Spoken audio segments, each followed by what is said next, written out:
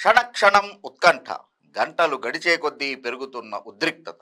మా యూనివర్సిటీకి చెందిన అంగుళం భూమిని కూడా మీకు దక్కనివ్వమంటూ రంగంలోకి దిగారు విద్యార్థులు. ఆందోళనలు చేస్తున్నారు, అరెస్ట్ అవుతున్నారు.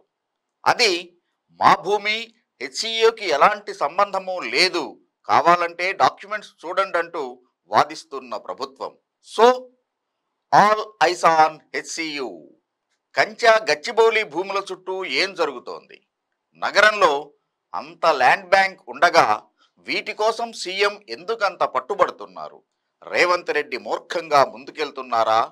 జేసీబీలతో మొదలైన విధ్వంసం పూర్తయితే హైదరాబాదుకు మాత్రమే సొంతమైన బయోడైవర్సిటీ ఇక మీదట చరిత్రేనా?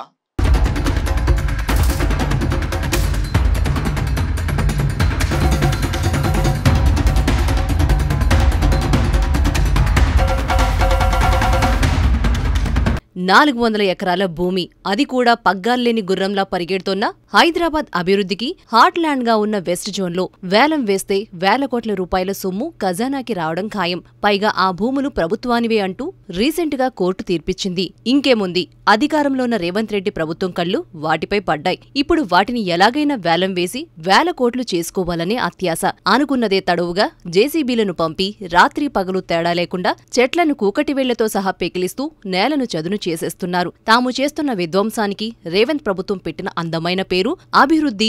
భూమి ఉంటే కంపెనీలు వస్తాయనే ఆర్భాటం. నెలల క్రితం నుంచే అవి ప్రభుత్వ భూములంటూ పదే పదే ప్రకటనలు.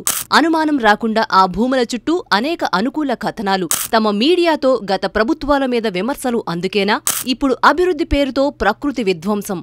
ఇదంతా పకడ్బందీ ప్లానా? కంచగచ్చబౌలి భూములు ఎవరికి కట్టబెట్టడానికి రేవంత్ రెడ్డి ఆరాటం?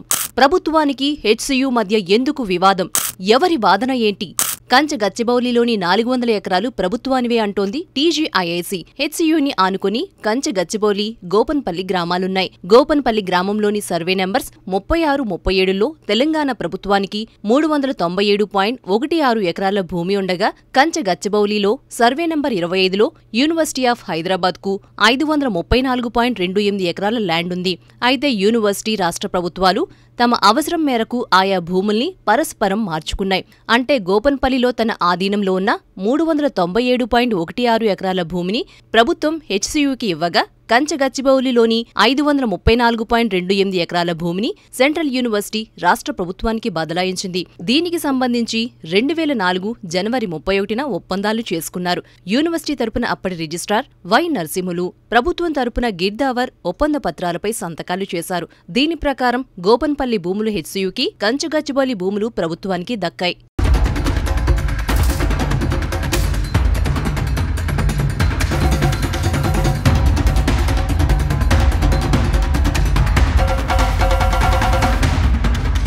ఇందులో 400 ఎకరాల్ని ఐఎంజీ సంస్థకు కేటాయించింది చంద్రబాబు ప్రభుత్వం. 2006లో వైఎస్ ప్రభుత్వం కూడా IMG academics Bharat private limited కు కేటాయించి ఒప్పందం ప్రకారం కట్టడాలు చేపట్టలేదంటూ అదే ఏడాది తన నిర్ణయాన్ని వెనక్కి తీసుకుని కేటాయింపులను రద్దు చేసింది రాజశేఖర్ రెడ్డి ప్రభుత్వం. దీనిపై ఐఎంజీ అకాడమిక్స్, భారత ప్రైవేట్ లిమిటెడ్ కంపెనీలు కోర్టుకు వెళ్లాయి. అప్పట్నుంచి ఈ వ్యవహారం కోర్టుల్లో నలుగుతూ వచ్చింది. రీసెంట్ గా హైకోర్టు ఈ భూములు రాష్ట్ర ప్రభుత్వానికే చెందుతాయని తీర్పునివ్వడంతో కేసులు క్లియర్ అయ్యాయి. కంచగచ్చిబౌలిలోని 400 ఎకరాల భూముల్ని వేలం వేయడం ద్వారా 20 నుంచి 30 వేల కోట్ల రూపాయలు సమీకరించాలని లక్ష్యంగా పెట్టుకుంది ప్రభుత్వం. ఇప్పుడు హెచ్సియు అవి తమ భూములని వాదిస్తోంది. అయితే ఈ 20 ఏళ్లలో ఆ భూమి తమదని ఒక్కసారి కూడా హెచ్సియు కోర్టులో ఇంప్లీట్ చేయలేదు.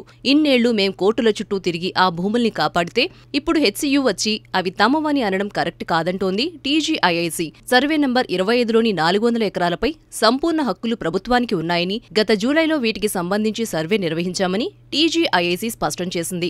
ఒకవేళ ఆ 400 ఎకరాలు హెచ్సియువే అయితే వాటితో పాటు ఏపీ ఎన్జీఓలకు కేటాయించిన 134 ఎకరాలను హెచ్సియు ఎందుకు క్లెయిమ్ చేయడం లేదని, క్లెయిమ్ చేసేటట్లయితే బీజేపీ, బీఆర్ఎస్ స్టాండ్ ఏంటని కాంగ్రెస్ నేతలు ప్రశ్నిస్తున్నారు. తాము పనులు చేస్తున్న 400 ఎకరాల్లో బఫెల్లో లేక్, పీకాక్ లేక్ లేవని చెబుతోంది టీజీఐఏసీ.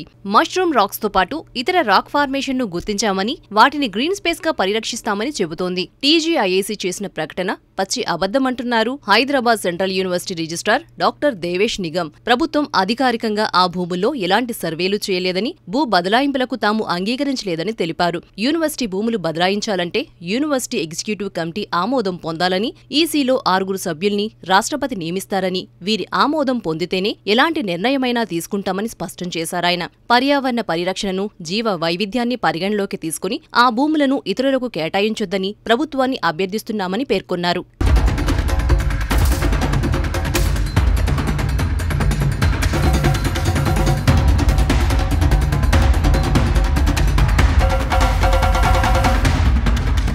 ఈ భాగ్యనగరానికి ఏమైంది? సిటీలో అసలేం జరుగుతోంది? పచ్చగా చల్లని వాతావరణంతో ప్రశాంతంగా ఉండే హైదరాబాద్ తన ఉనికిని కోల్పోతోందా? అభివృద్ధి పేరు చెప్పి అయినకాడికి కొండల్ని గుట్టల్ని పిప్పి చేసేయటం, పచ్చటి భూముల్ని అమ్ముకోవటం ప్రభుత్వాలకి అలవాటుగా మారిపోయిందా? ఫ్రీ స్కీములే పాలన అనుకుంటున్నారా? ఆదాయ మార్గాలు పెంచడం చేతకాక ఎక్కడ ల్యాండ్ కనిపించినా వాటిని తెగ నమ్ముకోవటం మా హక్కు అన్నట్లు ప్రభుత్వాలు ఎందుకు ప్రవర్తిస్తున్నాయి? కేసీఆర్ ప్రభుత్వం మీద నిప్పులు చెరిగింది ఈ రేవంతేనా? ప్రభుత్వ భూముల అమ్మకంపై ప్రతిపక్షంలో స్పీచ్లు దంచిన రేవంత్ అధికారంలోకి రాగానే ఏమయ్యాయి ఆ మాటలు? కుదిరితే జియో పార్కులు ఏర్పాటు చేయాలి, అది వదిలేసి ప్రకృతిని నాశనం చేసే హక్కు ఎవరిచ్చారు? పోనీ రేవంత్ వాదిస్తున్నట్టు గవర్నమెంట్ ల్యాండే అనుకుందాం. ఎంత ప్రభుత్వ భూమి అయితే మాత్రం అలా నాశనం చేసేస్తారా? 1 కాదు 2 కాదు, 400 ఎకరాల భూమి, ఎన్నో ఏళ్ల నుంచి పెరిగిన చెట్లు, లక్షలాది మొక్కలు, పచ్చని వాతావరణం, అనేక రకాల పక్షిజాతుల కిలకిల రావాలతో పులకరించింది ఆ ప్రాంగణం. వన్యప్రాణుల సంచారంతో సందడి చూసింది. వీటన్నిటికీ మించి అరుదైన రాతి శిలాజాలు. ఇంత ప్రకృతి సంపద ఉన్నప్పుడు వాటిని కాపాడుకోవడానికి ప్రభుత్వాలు మరిన్ని కఠిన చర్యలు తీసుకోవాలి. కుదిరితే జియో పార్కులు లాంటివి ఏర్పాటు చేసి భవిష్యత్ తరాలకి అందించాలి. కానీ రేవంత్ రెడ్డి ఏం చేస్తున్నారు? అది ప్రభుత్వ భూమి, మీకు సంబంధం లేదు, యూనివర్సిటీది కాదంటూ ఉన్నవి లేనివి లాజిక్లు మాట్లాడి ఇదిగో ఆధారం అంటూ ఎదురుదాడి చేసే ప్రయత్నం చేస్తున్నారు. అందరూ మొక్కలు నాటాలి, ప్రకృతిని కాపాడాలని మీరే కదా ఊకదంపుడు ప్రసంగాలిస్తోంది. మరి మీ మాటల మీద మీకే నిలకడలేదా? రేవంత్ ప్రభుత్వం తీసుకున్న నిర్ణయంతో కంచగచ్చిబౌలి భూముల్లో ఏం జరుగుతుందో ఒక్కసారి చూస్తే ఏ పాపమూ ఎరుగని చెట్లు కోకటి వేళ్లతో సహా నేల కొరుగుతున్నాయి. వాటికి తెలిసిందల్లా మనుషులు ఎంత కాలుష్యం వదిలినా క్షమించేసి తాము పచ్చగా ఉంటూ ప్రజల్ని వీలైనంత ఆరోగ్యంగా ఉండేలా చేయటమే. అలాంటి చెట్లు ఇప్పుడు ప్రభుత్వ అత్యాస గొడ్డలి వేటుకు బలైపోతున్నాయి. పచ్చని సోయగాల మధ్య మైమరిచి నృత్యం చేసే నెమళ్లు ఇప్పుడు ఆర్తనాదాలు చేస్తున్నాయి. అర్ధరాత్రి తాము ఉంటోన్న భూభాగంలో విధ్వంసం జరుగుతుంటే ఆ అలజడికి హడలెత్తిపోయి సాయం కోసం గొంతెత్తి ఘోషిస్తున్నాయి.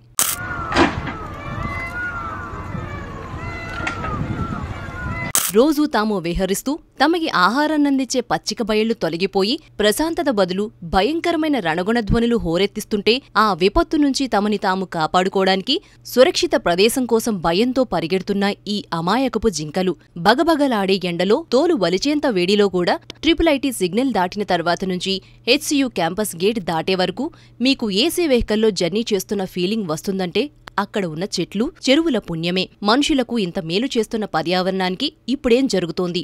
రేవంత్ రెడ్డి ప్రభుత్వం అమాయక మూగజీవులకు నిలువనీడ లేకుండా చేసి వాటి ఉసురు తీసి ఏం సాధిస్తారు? కంచగచ్చిబౌలి భూములు తప్ప మరో ఆప్షన్ లేదా అంటే ఎందుకు లేదు?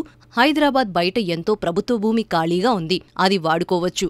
కానీ రేవంత్ రెడ్డి ప్రభుత్వం మాత్రం అవి ప్రభుత్వ భూములే, మా భూములే, మీవి కాదంటూ యూనివర్సిటీ స్టాఫ్, స్టూడెంట్స్తో మోర్కపు వాదనలు చేస్తుందే తప్ప పర్యావరణానికి తాము ఎంత హాని తలపెడుతున్నామనే విషయాన్ని కనీసం ఆలోచించే ప్రయత్నం చేయటం లేదు.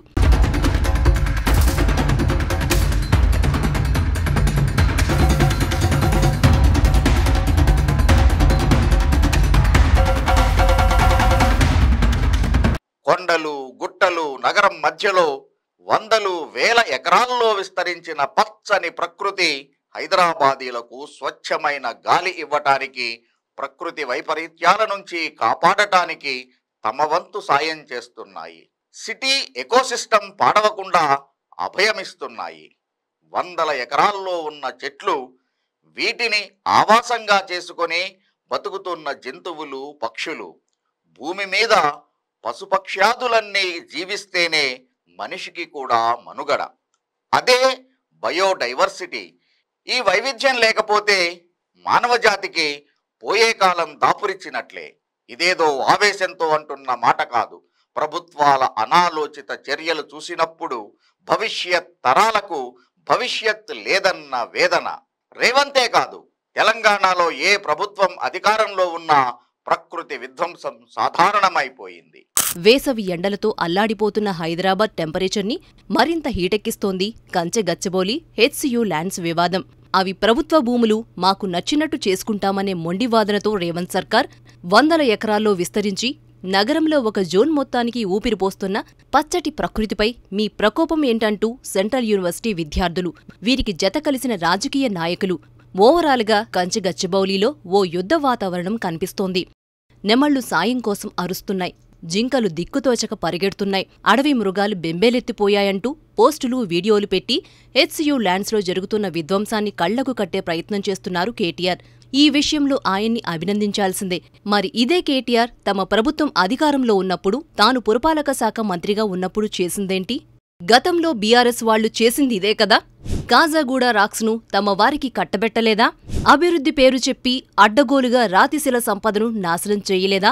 కాజాగూడలో ఆహ్లాదంగా ఉండేది ఫక్రుద్దీన్ గుట్ట. కాజాగూడ రాక్స్గా పిలుచుకునే ఈ ప్రాంతంలో కొండలు, గుట్టలకి ఎంతో ప్రత్యేకత ఉంది. అంత పెద్ద పెద్ద రాళ్లు, చిన్న చిన్న రాళ్ల సాయంతో కదలకుండా స్థిరంగా శతాబ్దాలుగా ఎలా నిలబడ్డాయో అని ఆశ్చర్యంగా చూసేవారు సందర్శకులు. చాలా రాళ్లు చిత్రమైన ఆకృతుల్లో కనిపించేవి. ఇలాంటి సహజసిద్ధమైన రాతి సంపదను నాశనం చేసిందనే అపవాదు తెచ్చుకుంది కేసీఆర్ ప్రభుత్వం. అభివృద్ధి పేరు చెప్పి కొండలను పిండి చేస్తే ఎత్తైన గుట్టలు సాధారణ రోడ్లుగా మారిపోయాయి. నెమళ్లు ఏమైపోయాయో ఎవరికీ తెలీదు. సేవ్ కాజాగూడ రాక్స్ అంటూ ఉద్యమాలు జరిగినా కన్నెత్తి చూడలేదు కేసీఆర్ అండ్ కేటీఆర్. అందుకే ఇప్పుడు వారొచ్చి కంచె గచ్చిబౌలి భూములు, ప్రకృతి సంపద, మూగజీవాల వేదన అంటే హైదరాబాద్లో ఉన్న ప్రకృతి ప్రేమికులు వారినే వేలెత్తి చూపిస్తున్నారు.